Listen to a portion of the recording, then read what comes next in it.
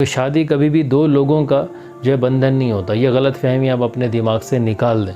शादी हमेशा दो ख़ानदानों का मिलाप होता है, दो अलग अलग रिवायतों का, रस्मों का। क्योंकि मैं इस टाइम ये चीज़ गारंटी से कहता हूँ कि दुआ ज़हरा केस के बाद मोस्ट ऑफ द गर्ल्स की जो ब्रेन वॉश नेगेटिव हुए थे ना, वो अब तक जो है वो धुल चुके होंगे और वो अस्सलाम वालेकुम पाकिस्तान। अच्छा जी, ज़ुनैरा का कहना है कि उनकी जो है वो मुलाकात हुई है दारुल अमान के अंदर दुआ ज़हरा से। अच्छा, वो जिस तरह उनकी फजूलियात की एक आदत है, पिछले इंटरव्यू में भी वो रज के जलील हो चुकी हैं आवाम से और उनको रिस्पॉन्स भी मिला, उसके बावजूद भी वो अपने झूठ से बाज इस वक्त नहीं आ रही। उन्होंने एक वीलॉग बनाया कि जिसके अंदर वो दारुल अमान जो है जा रही हैं दुआ ज़हरा से मिलने। पर होता क्या है कि उस पूरे वीलॉग के अंदर कहीं पर भी वो ना दुआ ज़हरा से उनकी कोई मुलाकात हो रही है, ना कुछ और हो रहा है। बस उस पूरे के पूरे वीलॉग के अंदर वो ये साबित करना चाह रही हैं, एक दो कोई बदर किस्म के कोई लॉयर्स हैं वो भी उनके साथ वहाँ पे खड़े होते हैं, जिसको वो शो कर रही हैं कि भाई ये हमने आपका परवाना पकड़ा हुआ है और आज जो है वो दारुल अमान में आपकी जो है वो मुलाकात होगी दुआ ज़हरा के अंदर।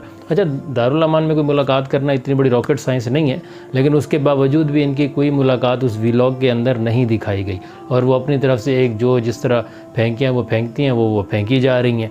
अच्छा, अब उस व्लॉग के अंदर वो साबित ये करना चाह रही हैं कि भाई दुआ ज़हरा को जो है वो चाइल्ड ब्यूरो के अंदर नहीं रखा गया, मतलब कि जहाँ पे बच्चों को रखा जाता है वहाँ दुआ ज़हरा को नहीं रखा गया, दारुल अमान में रखा जा रहा है। इट्स मीन कि दुआ जो है वो एडल्ट है और एक लड़की अगर वो प्यार की उसने शादी कर ली है, वो भाग के आ गई है, तो आप लड़के को गैंग नहीं साबित करो और XYZ इस तरह का वही फजूल अपना मौक़िफ़ जो है वो पेश किए जा रही हैं। देखें, प्यार की शादी और XYZ एक दूसरे को पसंद करना या ना पसंद करना, इसकी हमारे माशरे की सिर्फ मैं बात नहीं कर रहा, हमारे इस्लाम में भी कोई रोक टोक नहीं है।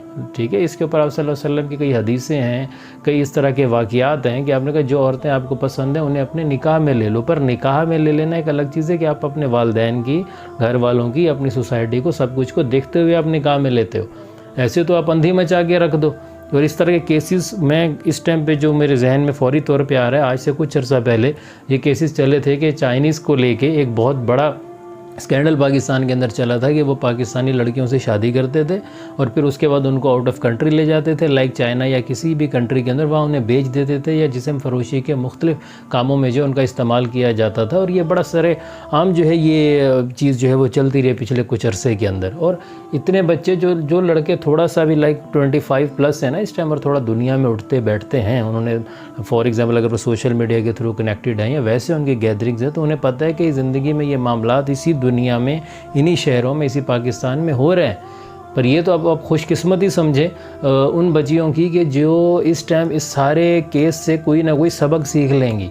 क्योंकि मैं इस टाइम ये चीज़ गारंटी से कहता हूँ कि दुआ ज़हरा केस के बाद मोस्ट ऑफ द गर्ल्स की जो ब्रेन वॉश नेगेटिव हुए थे ना, वो अब तक जो है वो धुल चुके होंगे और वो साफ़ हो चुके होंगे और मज़ीद के इंशाल्लाह हो जाएंगे। और मुझे उम्मीद है कि दुआ ज़हरा भी जो है वो इस टाइम थोड़ा सा वापसी अपने वालिदैन की तरफ और उन चीज़ों की तरफ जो है आना शुरू हो जाएं।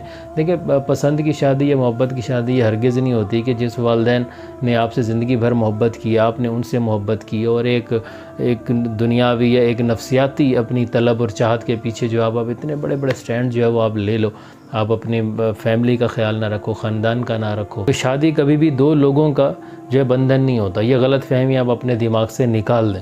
शादी हमेशा दो ख़ानदानों का मिलाप होता है, दो अलग अलग रिवायतों का, रस्मों का, हर चीज़ का वो मिलाप होता है। तो इसलिए हर चीज़ को इंसान को देख के चलना होता है। इसका मैं ये नहीं कहना चाह रहा कि आप आउट ऑफ फैमिली शादी ना करें, आप बिल्कुल करें, लेकिन एक दायरे के अंदर अपनी हर चीज़ को देखते हुए। आप इतनी अंधी ना मचाएं कि ना आप दुनिया में किसी को मुंह दिखाने के काबिल रहें और ना ही आप आखिरत में फिर अल्लाह के सामने मुंह दिखाने के काबिल हो।